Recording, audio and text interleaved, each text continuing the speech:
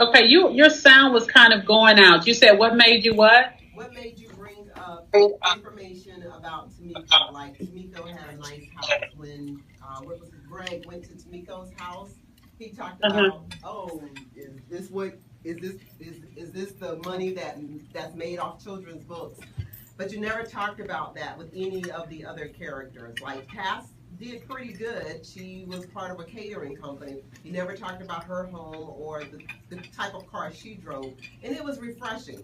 And toward the end, you did talk about Tamiko. What made that come out? I think one of the things is we really try to focus on the characters and let it be character driven. And a lot of times you'll see books and they're plot driven, and that's when you see those their plot devices. But we were really conscious of making sure you got into the mindset of the characters. It was relationships we wanted to focus on, not material things. Good. Thank you for that. That was very refreshing. Okay, I have a question now. I'm Roz. Hi, ladies. Hi. I just want to say first of all that I've read all of your stuff. JD, especially you, girl. I have all of your books since before they came out with Kindles. And I keep them in my little bookshelf, and they're organized by name and title and all that kind of stuff. And now we're reading on Kindles and stuff like that. But so you and I go way back. I feel like we know each other. Okay. I enjoyed the book as well. I thought it was a very nice read, and it was an easy read. So I can imagine how hard was it for the three of you to collaborate on a book like this, because I thought it flowed very well, and I really couldn't tell who wrote what, which is what I was hoping for. That there was no disjointedness. So how hard was it to collaborate and get the book done? I think it was weird because at this time we were putting this book together, all of us were really in the middle of doing other things. So it was challenging for us to coordinate time and effort to this. It wasn't easy to do, but I think, it was tough. It was tough, but you got talented people like Rashonda and Bernice, and I don't know. I admire everything about them. So as hard as it was, I think we all worked really hard to pull it together. And ultimately, it was about pulling that story together. So. And I think also it's about the chemistry of a writer. That's what makes a good collaboration. So having chemistry with who you're writing with, and having respect for them as an author. I love their work as well. And so as I'm writing, you want to stay challenged. You want to make sure, okay, JD writes some good books. So let me make sure that everything that I'm writing lives up to that standard as well. Okay. Hi, I'm Jackie. And I have a question as well. You kind of answered it already, but that was my thought. When you each pick your character that you write, do you critique each other? Do you find something that, hey, I don't like that about that character? Or do you just know each other, you have that good chemistry, and you just let each other do their own thing? Well, we wanted to be as organic as possible. So we didn't really want to interfere with each other's characters a whole lot. Rashonda came up with hers, and it's like, okay, we've got to make the story work around that character. I came up with mine, same thing. So, we didn't necessarily critique each other's characters. We may have had some input into, that part of her story doesn't flow well into the rest of it. But we left the characters basically alone. Okay. And it was mainly about pulling them together to be cohesive in the story, to make one cohesive story. That was the hardest part. It was a good book. I think the best way to destroy a collaboration is to say, girl, this character sucks. Because you have to respect each other. It goes back to that respect. You have to respect the talents of these ladies, and they each have their own have accomplished great things on their own. So they don't need they don't need me telling them how to write a character. They know how to write characters. Yeah, that's true.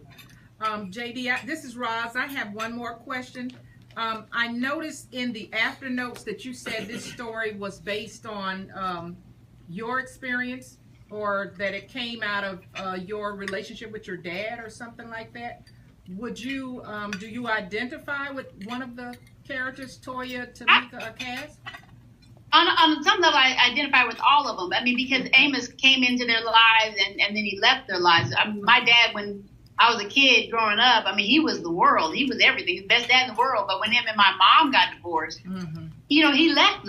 And not that he was gone as long as Amos. I mean, he was still in our lives, but it wasn't the same thing. And I remember visiting him. I was 8 when him and my mom split up. I remember visiting him for the first time as an adult at 19.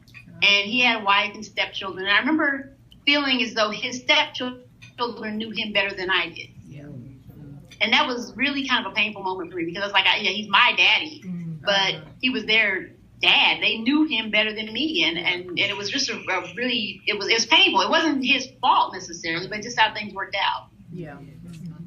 This is Karen. I had a question about how did you decide upon the title, and was there any symbolism behind the title, Finding Amos? No, the title was originally Amos, and then the publisher changed it to Finding Amos. I guess she felt like it needed that extra word.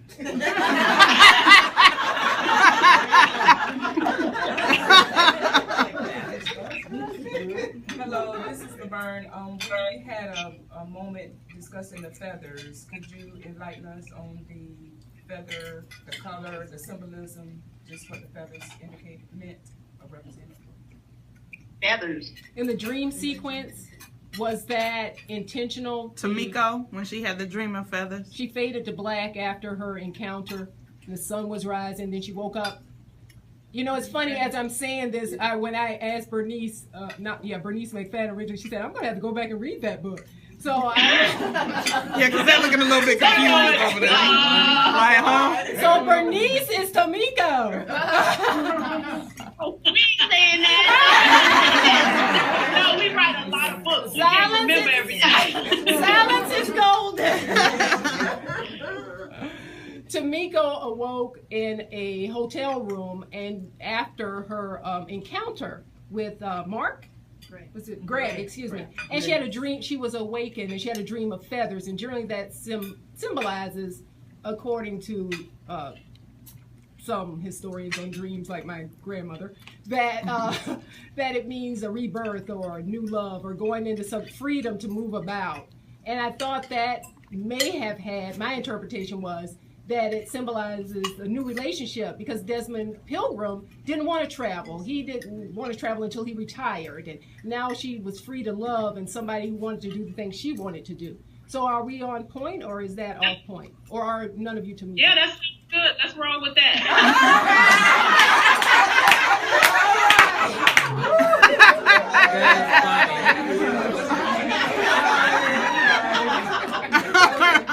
Questions over here? Let's roll with that. Okay. All right. Some questions over here. I'm sure everybody had some questions, so we don't want to all talk at the same time. Okay, Dee. This is Dee, and we were discussing the relationships between who are we rooting for actually, between the 3 girls, which relationship. And so I was looking at Tomiko and Greg, and I said, no, it couldn't be that relationship, because I thought Greg was kind of gay. Because oh my God! The way his eyes lit up, and when they went to the hospital to visit her friend's baby, and how the 2 men's eyes lit up when they saw each other, and I thought, really? Okay. What do you think on that? It was just expressive. All right. More questions over there? What do you think about? Oh, go ahead. This is Celeste, and I was wondering if I had to pick out one of the daughters that I felt were more damaged, it would be Toya. Did you want us to kind of understand that, or were you leaving that up to us to just kind of? Yeah, I think Toya was the most damaged too, and I think that was important to know, because Cass wasn't his biological daughter, but it's almost like she had more of him than Toya did. And Toya, as a child, knew of Cass, and what she had of Amos was nothing compared to what Cass had. And I think that affected Toya more deeply, because she was his biological daughter, and he gave her less of himself than he did of Cass. And so I think, yeah, she's definitely the most wounded. Right. Mm-hmm. Also, since this was primarily about relationships, in the opening, it was talking about Amos going back to visit his home and his father. Is there a reason you didn't let us into that and you just gave us that one snippet? Yeah, he was. It was just. I think Amos was having an episodic moment. Right. In that of dementia, Alzheimer's, whatever, and that's what came to him. Okay. Just that memory of him driving back. And we never really dove into the relationship, his backstory necessarily, because it was more about these girls. Okay. Yeah, that's what it was about focusing on their relationship with him, and that's really where we wanted to keep the focus. Now this is. I love the book, by the way. Now this is one of those books that would be deserving of a prequel. Is that on the table? Any thoughts of that at all? Because I would love to see more about Amos as a young man, as a boy growing up, and his father and his relationship with his mother. But yeah, I mean, I think he had a great story. Yeah. Amos in and of himself was his own story. Mm-hmm. But yeah, we hadn't talked about it. I think we haven't had time to really talk about anything. Everybody's moving on to their own thing. Mm-hmm. Mm-hmm. But we appreciate you guys like this book. It really, to me, felt like one voice. Oftentimes, we all typically go out and do a review on Amazon. We try to. And one of the things that I said in my review is it really felt like one voice. It did not feel like three different people. I didn't feel like it was disjointed. The characters I felt like they intermingled well. So I just thought you guys did a phenomenal job of presenting. You think they were defined enough, though, as individual characters? They were. Yes. Oh, gosh, yes, they were. I was happy to move off of Toya in some cases and on to Tamika. I was really happy to meet Tamika and to just watch her character, how she grew and she just moved on. And then how she came back and immediately called her father daddy. That was very striking to me. Yeah. Mm-hmm.